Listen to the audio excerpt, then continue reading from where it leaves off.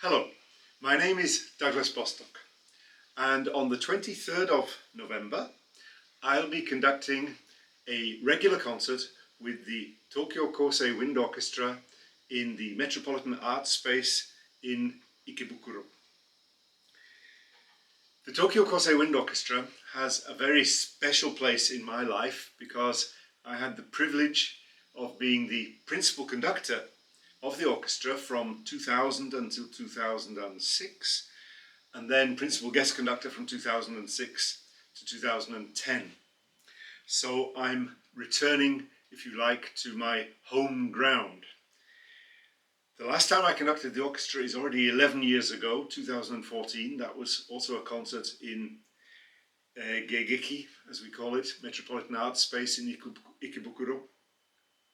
And I'm really looking forward to meeting the musicians again for this upcoming program.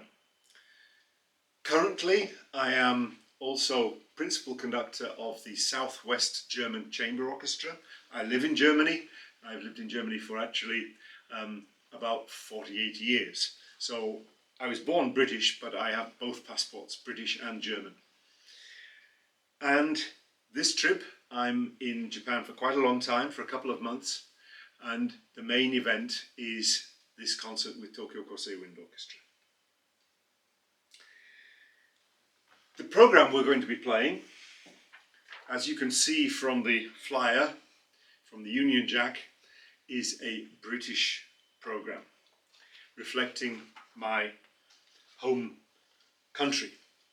In fact, I have a strong connection with British music. I often perform British composers. I've recorded, I think, over 200 works of British composers for CD. And so it's a particular pleasure to be returning to Tokyo Kosei Wind Orchestra with a British program which we worked out between myself and the management.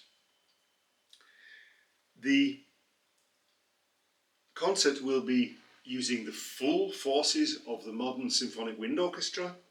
A very exciting sound world is waiting for you in Metropolitan Arts Space. The program itself is divided into two parts.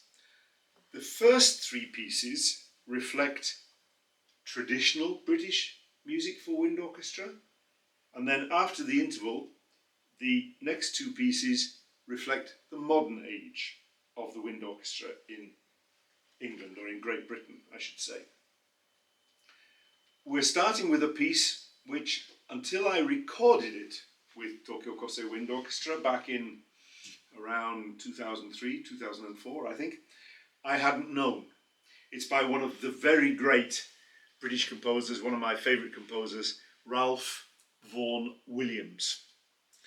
Of course, he's particularly famous for his many symphonies, and in the wind band world, he's famous for his English folk song suite. But that's not what we're going to be playing.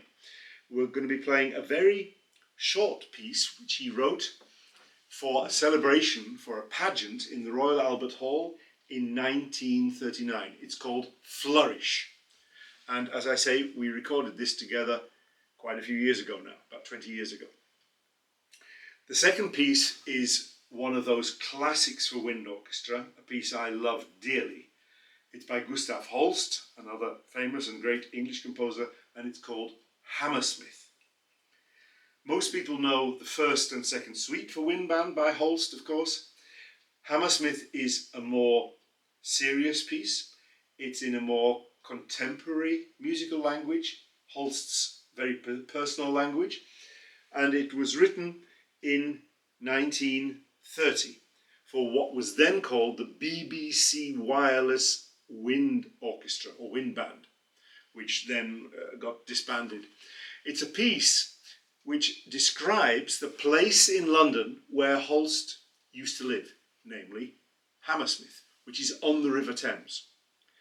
And very near where he used to live, I've visited the place myself, is the girls' school, St. Paul's Girls' School, where he used to teach as a music master. And this piece describes scenes in Hammersmith of the day, 1930, of the city waking up, going through a busy day, and then sleeping again at night. The last piece of the first group is the William Byrd Suite by Gordon Jacob, another one of my favourites. The William Byrd Suite he wrote in 1923, the same year that Vaughan Williams wrote his English folk song suite. And it's a piece which actually arranges music from Renaissance England, so the end of the 16th century. So when it was written, we're talking about music that was over 450 years old.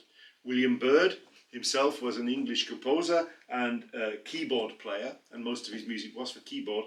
And this suite is a selection of keyboard pieces arranged for wind band, the most beautiful, the most delectable, the most delicious selection of music, and a very, very, very important piece for wind orchestra, a real classic.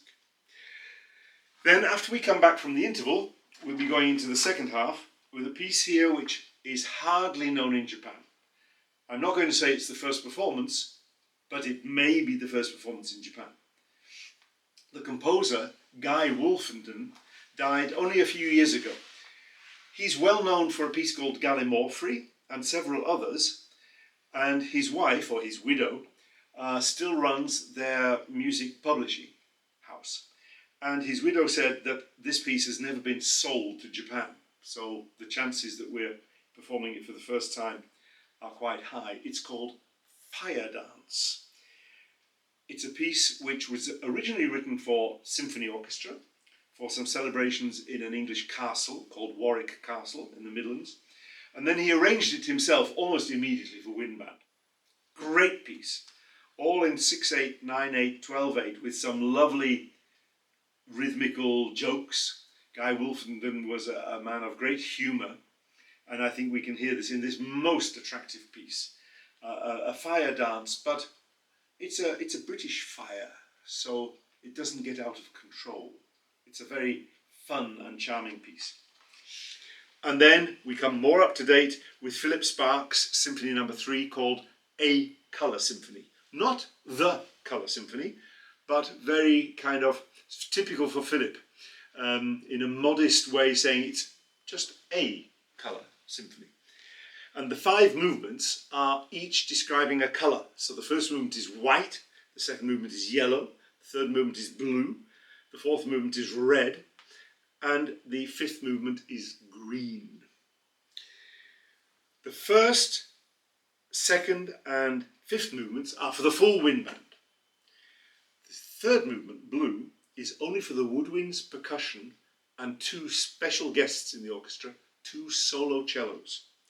And they played the most glorious passage in a trio with the double bass, which is, of course, always in the wind orchestra, usually. So we have this string trio going on. It's a glorious and delectable movement. The third movement, red, is only for the brass with percussion. It's a very fiery movement. And in green, we start, if you like, with dark green, but it gets very, very lively and finishes in a flourish, like the concert begin with a piece called Flourish by Vaughan Williams. So I do hope you are interested in this special program that I'll be doing. I'm so delighted to be returning to my old home, the Tokyo Kosei Wind Orchestra. Join us on the 23rd of November in Geigeki, in Metropolitan Art Space in Ikebukuro, and I look forward to seeing you there. Bye bye.